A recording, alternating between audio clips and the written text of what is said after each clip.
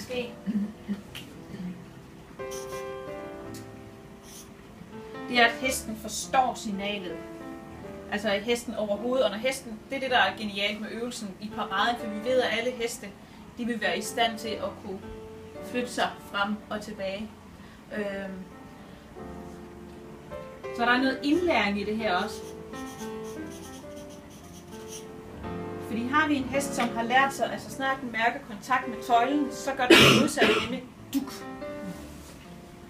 Så har vi et problem, fordi så når vi sidder heroppe og rider, og så mærker vi, det var modstand, så kan det være svært at vide, var det fordi, at der var ubalance, eller var det fordi, at hesten faktisk har lært sig, at den skal gøre det modsat, netop så snart den mærker en lukket hånd, at så skal den skynde sig og skubbe på, så det kan være, at den var i balance, men så skynder den sig at komme på hånden, fordi det er det, den tror, at den skal. Så det vigtigt i starten, det er at få lært også den helt unge hest at følge hånden. Fordi det, som træder så tydeligt frem, det er, at vi snakker meget om halveparader, vi snakker om samlinger, vi snakker om bøjninger, vi snakker om sætninger, vi snakker om løft i brystkassen og alle de her ting. Og det, som hænger fuldstændig sammen med det, som en siamesisk tvilling, det er det at kunne ride hesten fremad. Og det er nogle gange, at vi glemmer lidt det. Fordi det ser måske knap så flashet ud at ride fremad. Og når jeg siger ride fremad, så mener jeg ikke ride fremad som i, at man rider stærkt. Fremad er ikke at ride stærkt. Fremad er, at hestens bagben svinger langt ind under hesten. Og lige for at lave en lille... Der skal vi se. Vi kommer til at snakke om bæringsfase og om afskubningsfase. Bagpartens vinkler har mulighed for, at vi kan lægge vægt på. Hvis vi lægger vægt på forparten, så er det bare brystkassen, der vil synke ned. Så det er derfor, at vi er så optaget af denne her bagpart, hvorfor det er så vigtigt at få den aktiveret. Det her stykke fra hoften, fik jeg lavet den der streg lidt skævt, men herfra og så fremad, det er det, vi kalder bæringsfase. Altså det er der, hvor bagbenet er inde under hesten.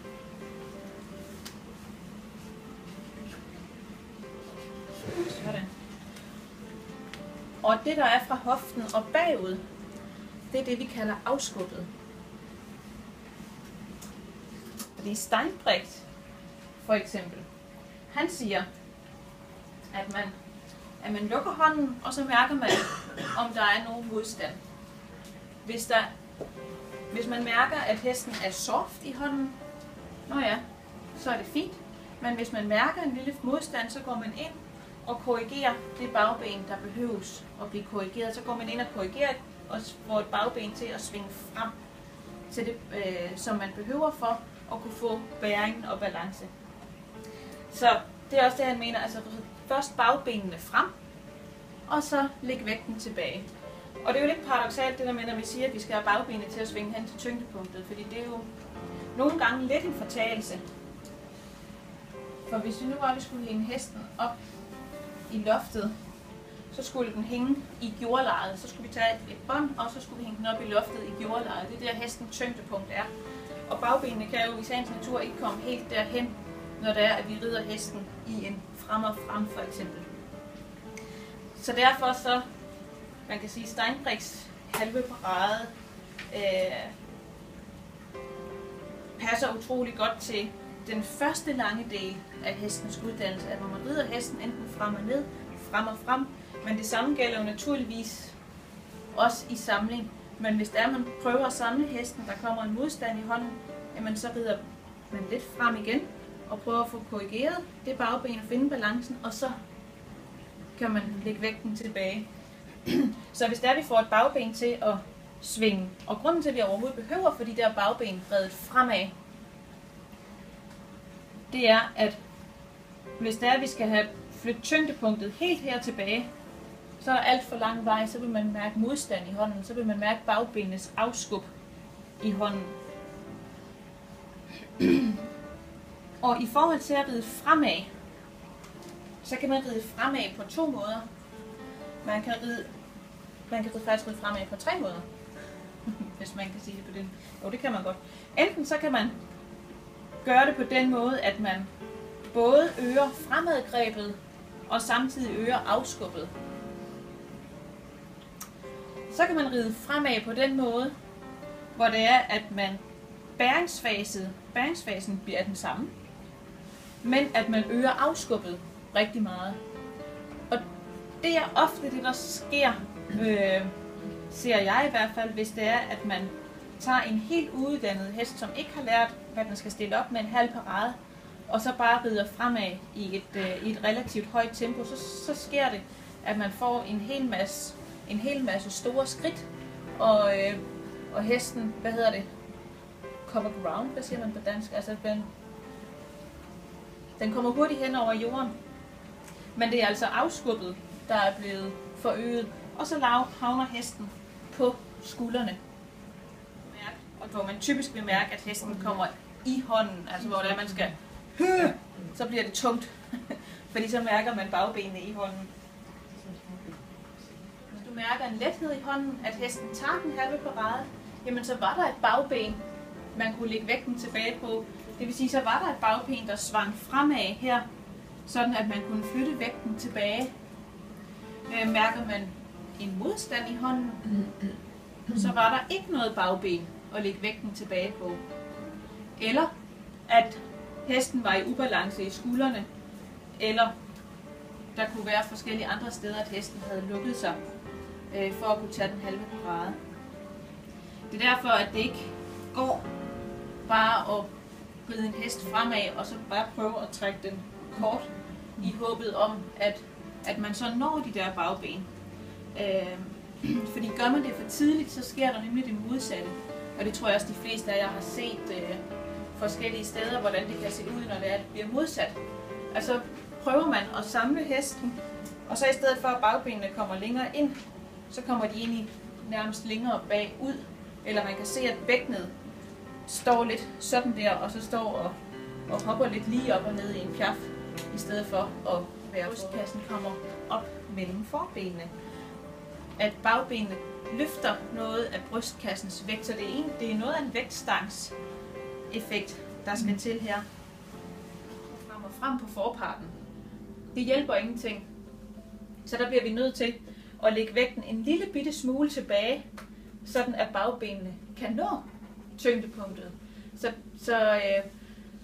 det er lidt hønen og ægget, og det er det, vi skal ud og undersøge også. Okay, nogle gange gør vi det ene, og nogle gange gør vi lidt det andet. Og når man som rytter, en dygtig rytter er en, der hele tiden undersøger, og hvor der ikke nødvendigvis findes en eller anden, at når der sker det, så skal jeg gøre det, og det, og det, og det. Fordi nogle gange så er det det ene, der behøves, og nogle gange så er det det andet, der behøves. Og jo mere erfaring man får, så jo mere lærer man også at kunne gisne lidt bedre, om det er det ene eller om det andet. Jeg havde for eksempel engang en islandshest, som havde et rigtig godt afskub, og han kunne virkelig spangulere afsted med nogle meget store, fine, lange skridt, og folk siger, næh, sikke nogle store bevægelser, han har den her islandshest, og han træder sådan et stykke over, og hans bagben, de svingede langt ind under ham. Men det hjalp ikke noget, for han brugte dem ikke til noget.